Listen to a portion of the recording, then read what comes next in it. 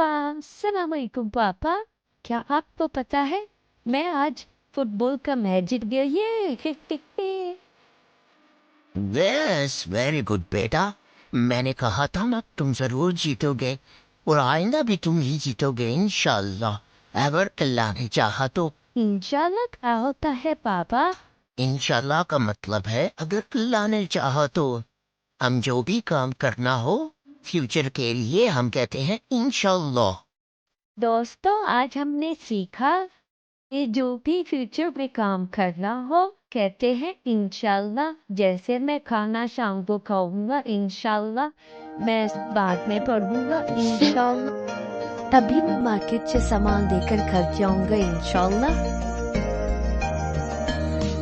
बनूंगा एक दिन मैं बिजनेसमैन इंशाल्लाह। बनूंगा मैं एक दिन बिजनेसमैन इंशाल्लाह। इंशाल्लाह मैं भी खेलूंगा कल को इंशाल्लाह। मैं भी कुछ बड़ा करूंगा इंशाल्लाह। इंशाल्लाह मैं भी बनूंगी टीचर इंशाल्लाह। मैं भी बनूंगी टीचर इंशाल्लाह। या एस्ट्रोनॉट इंशाल्लाह। मैं खेलूंगी गुड़ियों के साथ इंशाल्लाह।